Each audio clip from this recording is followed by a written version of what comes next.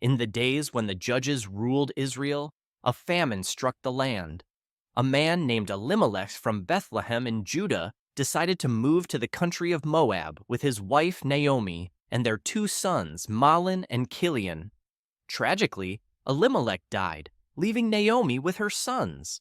The sons married Moabite women, Orpah and Ruth, but after about 10 years, both Mahlon and Kilion also died, leaving Naomi without her husband and sons. Naomi decided to return to Bethlehem, having heard that the Lord had provided food for his people there. She urged her daughters-in-law to return to their own mothers and remarry, as she had nothing left to offer them. Orpah tearfully agreed and returned to her people, but Ruth clung to Naomi. Ruth said, "Don't urge me to leave you or to turn back from you. Where you go, I will go, and where you stay, I will stay. Your people will be my people, and your God my God.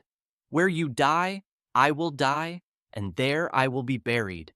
May the Lord deal with me, be it ever so severely, if even death separates you and me." Seeing Ruth's determination, Naomi allowed her to come along. When they arrived in Bethlehem, the whole town was stirred because of them. Naomi, whose name means pleasant, asked to be called Mara, meaning bitter, because she felt the Almighty had dealt very bitterly with her. Ruth, eager to provide for Naomi, went to glean in the fields during the barley harvest. By divine providence, she found herself working in the field of Boaz, a relative of Elimelech. Boaz noticed Ruth and learned about her loyalty to Naomi. He instructed his workers to allow Ruth to glean among the sheaves and even leave extra grain for her to gather. Boaz showed kindness and protection to Ruth, inviting her to eat with his workers and ensuring she had plenty of grain to take home. When Ruth reported back to Naomi about Boaz's generosity, Naomi realized that Boaz was their kinsman redeemer, a relative who had the obligation to help family members in need. Following Naomi's advice, Ruth approached Boaz at the threshing floor, where he was winnowing barley. In a respectful manner, she asked him to spread his garment over her, symbolizing his role as her redeemer. Boaz was impressed by her loyalty and integrity and agreed to take on this responsibility, provided a closer relative would not redeem her first. The next day, Boaz addressed the matter at the town gate, where legal transactions took place.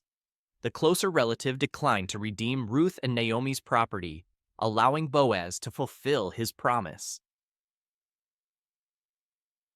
Boaz married Ruth, and they had a son named Obed.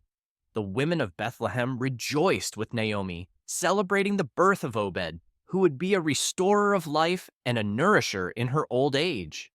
Naomi's joy was restored through Ruth's loyalty and God's providence. Obed later became the father of Jesse, who was the father of David, the future king of Israel. Ruth's story, found in the book of Ruth, is a powerful testament to loyalty, love, and God's redeeming grace.